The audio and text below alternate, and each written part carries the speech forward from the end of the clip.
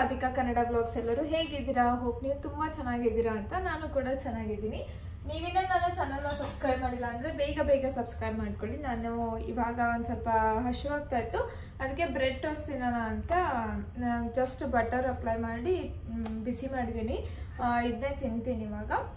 ಇವತ್ತು ತುಂಬ ಕೆಲಸ ಇದೆ ಆ್ಯಕ್ಚುಲಿ. ಎಲ್ಲ ಈಗ ನಾಳೆನೇ ಊರಿಗೆ ಹೋಗ್ತಾ ಇದ್ದೀವಿ, ಇಂಡಿಯಾಗೆ ಹೋಗ್ತಾ ಇದ್ದೀವಿ. ಸೊ ಫ್ರಿಜ್ಜಲ್ಲಿ ಏನಿದೆ ಅದೆಲ್ಲ ಖಾಲಿ ಮಾಡಿ ಅದನ್ನು ಕ್ಲೀನ್ ಮಾಡಬೇಕು.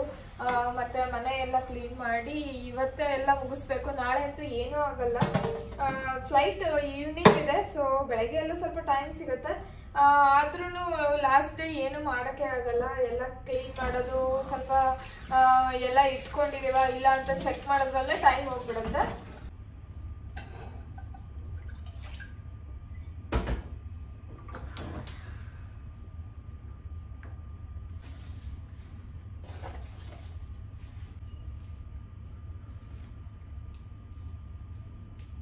ಬಟ್ಟೆ ವಾಶ್ ಮಾಡಿ ಡ್ರೈ ಮಾಡೋಕ್ಕೆ ಹಾಕಿದ್ದೆ. ಇವಾಗೆಲ್ಲ ಒಣಗಿದೆ ಅಂತ ಒಳಗಡೆ ತೊಗೊಂಬಂದು ಫೋಲ್ಡ್ ಮಾಡಿ ಇಡ್ತಾ ಇದ್ದೀನಿ.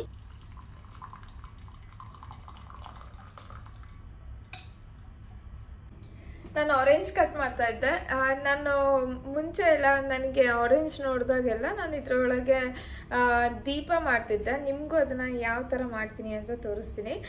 ಇದು ಒಂಥರ ಒಳ್ಳೆ ಸ್ಮೆಲ್ ಬರುತ್ತೆ, ರೂಮೆಲ್ಲ ಅದು ಆರೆಂಜ್ ಸ್ಮೆಲ್ ಬರುತ್ತೆ. ಸೊ ನೀವು ಈ ಥರ ಟ್ರೈ ಮಾಡ್ಬೋದು.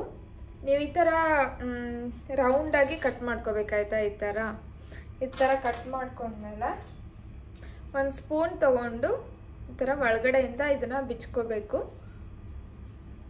ಸ್ವಲ್ಪ ಈ ಥರ ಪುಷ್ ಮಾಡಿದರೆ ಅದೆಲ್ಲ ಬಿಚ್ಕೊಳ್ಳುತ್ತಾಯ್ತಾ.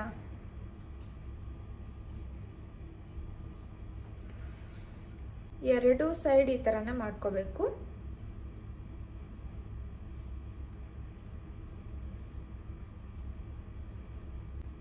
ಸೊ ಇವಾಗ ಈ ಥರ ಲೂಸ್ ಮಾಡ್ಕೊಂಡ್ಮೇಲೆ ಈ ಥರ ನೋಡಿ ಬಿಚ್ಚಕ್ಕೆ ಈಸಿ ಆಗುತ್ತೆ.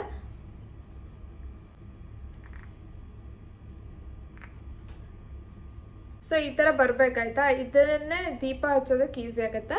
ಸೊ ಇವಾಗ ತೋರಿಸ್ತೀನಿ. ಫಸ್ಟ್ ಇದನ್ನು ನನ್ನ ಹಸ್ಬೆಂಡಿಗೆ ತಿನ್ನಕ್ಕೆ ಕೊಡಬೇಕು. ನಿನ್ನೆಯಿಂದ ಅವರು ಆರೆಂಜ್ ತಿನ್ನಬೇಕು ಅಂತ ಹೇಳ್ತಿದ್ರು. ಬಟ್ ಇರಿ, ನಾನೇನೋ ವಿಡಿಯೋ ಮಾಡಬೇಕು ಅಂತ ಅವ್ರಿಗೆ ಕೊಟ್ಟಿರಲಿಲ್ಲ. ಸೊ ಇವಾಗ ಅವ್ರಿಗೆ ಕೊಟ್ಬಿಡ್ತೀನಿ. ಇದಕ್ಕೆ ಒಂದು ಸ್ವಲ್ಪ ಕಾಟನ್ ಬೇಕು ಅಷ್ಟೇ ಆಯಿತಾ. ನೋಡಿ ಇಷ್ಟೇಷ್ಟು ಕಾಟನ್ ತೊಗೊಂಡಿದ್ದೀನಿ. ಇಷ್ಟು ಏನು ಬೇಕಾಗಲ್ಲ, ಸ್ವಲ್ಪ ನೋಡಿ ಇಷ್ಟೇಷ್ಟು ತೊಗೊಂಡಿದ್ದೀನಿ.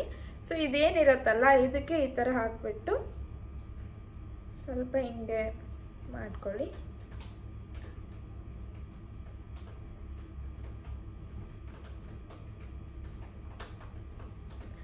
ನಿಮ್ಗೊಂದು ಐಡಿಯಾ ಬರುತ್ತೆ ಇದಕ್ಕೆ ಇನ್ನೂ ಬೇಕಾ ಕಾಟನ್ ಅಥವಾ ಇಷ್ಟೇ ಸಾಕಂತ. ನನಗಿನ್ನೂ ಒಂದು ಸ್ವಲ್ಪ ಹಾಕಬೇಕು ಅಂತ ಅನ್ನಿಸ್ತದೆ, ಅದಕ್ಕೆ ಇನ್ನೊಂದು ಸ್ವಲ್ಪ ತಗೊಂಡು ಮತ್ತೆ ಸೇಮ್ ಅದೇ ಥರ ಮಾಡ್ತೀನಿ.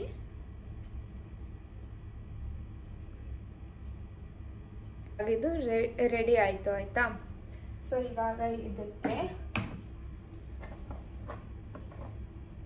ನೀವು ದೀಪದ ಎಣ್ಣೆ ಏನು ಹಾಕ್ತೀರಾ ಅದು ಕೂಡ ಹಾಕ್ಬೋದು, ಇಲ್ಲ ಅಂತಂದರೆ ಕುಕ್ಕಿಂಗ್ ಆಯಿಲ್ ಹಾಕ್ಬೋದು.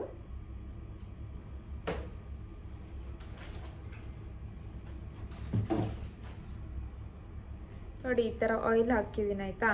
ಇವಾಗ ಸ್ವಲ್ಪ ಆಯಿಲ್ನ ಇದ್ರ ಮೇಲೂ ಹಾಕ್ತೀನಿ, ಅಂದರೆ ಅಬ್ಸರ್ವ್ ಮಾಡೋಕ್ಕೆ ಸ್ವಲ್ಪ ಟೈಮ್ ತೊಗೊಳುತ್ತೆ, ಅದಕ್ಕೆ ನಾನೇ ಆ್ಯಡ್ ಮಾಡ್ತಾಯಿದ್ದೀನಿ.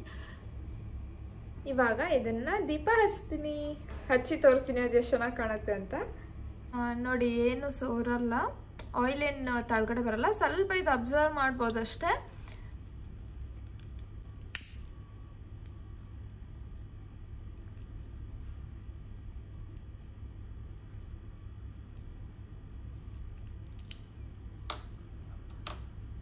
ಇವಾಗ ಇದು ಒಂಥರ ಸ್ಮೆಲ್ ಎಷ್ಟು ಚೆನ್ನಾಗಿ ಬರುತ್ತೆ ಗೊತ್ತಾ. ಇವಾಗ ಇದು ಆರಲ್ಲ, ನೀವು ಈ ಥರ ಮಾಡ್ಬೋದು. ನೀವು ಕೂಡ ಟ್ರೈ ಮಾಡಿ. ಇದಕ್ಕೆ ಇನ್ನೂ ಡಿಸೈನ್ ಮಾಡಬೇಕು ಅಂದರೆ ಇನ್ನೊಂದಿದೆ, ಅದನ್ನು ಕೂಡ ತೋರಿಸಿ ಆ ಥರ ಯಾವ ಥರ ಮಾಡಬೇಕು ಅಂತ. ಸೊ ಇದೇನಿರತ್ತಲ್ವಾ ಸಿಪ್ಪೆ, ಇದನ್ನು ಕೂಡ ನೀವು ಡಿಸೈನ್ ಮಾಡ್ಬೋದು.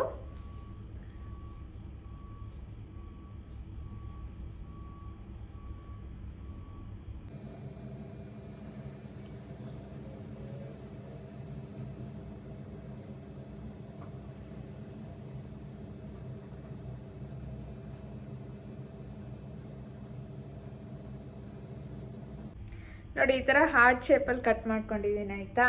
ಇವಾಗ ಏನು ಮಾಡ್ತೀನಿ ನೋಡಿ, ಇವಾಗ ಇದು ದೀಪ ಏನಿದೆ ಇದ್ರ ಮೇಲೆ ಇದನ್ನ ಈ ಥರ ಇಡ್ತೀನಿ.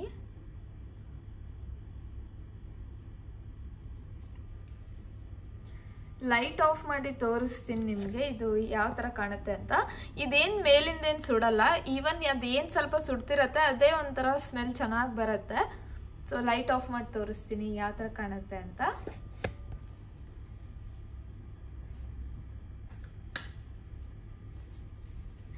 ನೋಡಿ ಎಷ್ಟು ಚೆನ್ನಾಗಿ ಕಾಣುತ್ತೆ ಅಂತ. ನೀವು ಕೂಡ ಒಂದ್ಸರಿ ಟ್ರೈ ಮಾಡಿ. ಅಪ್ಪಿ ನೋಡ್ರಿ ಇದು ಹೆಂಗೆ ಕಾಣತೈತಿ.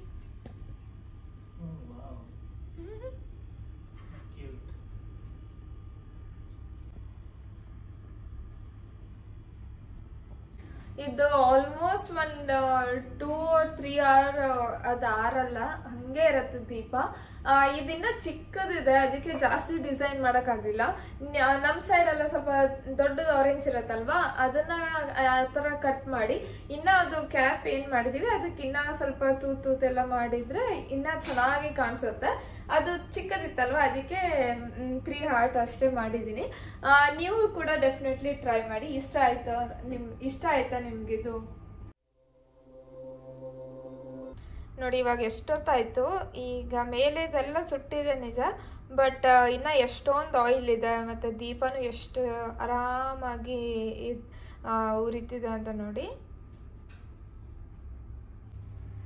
ಇದೆಲ್ಲ ಸಾಮಾನು ತೆಗೆದಿಟ್ಟಿದ್ದೀನಿ. ಫ್ರಿಜ್ ಏನು ಆಫ್ ಮಾಡಿ ಹೋಗಲ್ಲ, ಅವನ್ನೇ ಇಡ್ತೀವಿ. ಸ್ವಲ್ಪ ಮಸಾಲೆ ಐಟಮ್ಸ್ ಎಲ್ಲ ಇದೆ ಆ ಥರ ಇಡ್ತೀವಿ. ಬಟ್ ಅದು ಮುಂಚೆ ಎಲ್ಲ ವಾಶ್ ಮಾಡೋಣ ಅಂತ ಎಲ್ಲ ತೆಗ್ದಿದ್ದೀನಿ.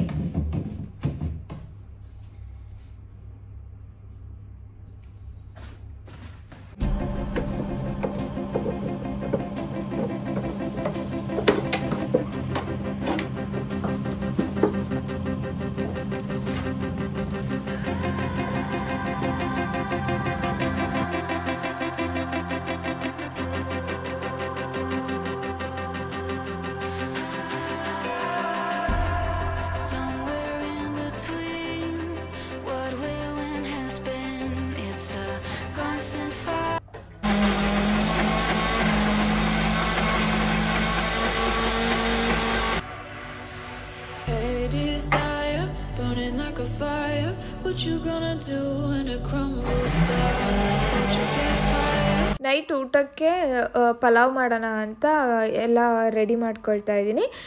ಇವತ್ತಿನ ವ್ಲಾಗ್ನ ಇಷ್ಟಕ್ಕೆ ಎಂಡ್ ಮಾಡ್ತಾ ಇದ್ದೀನಿ. ನೀವಿನ್ನ ನನ್ನ ಚಾನಲ್ನ ಸಬ್ಸ್ಕ್ರೈಬ್ ಮಾಡಿಲ್ಲ ಅಂದರೆ ಬೇಗ ಸಬ್ಸ್ಕ್ರೈಬ್ ಮಾಡ್ಕೊಳ್ಳಿ.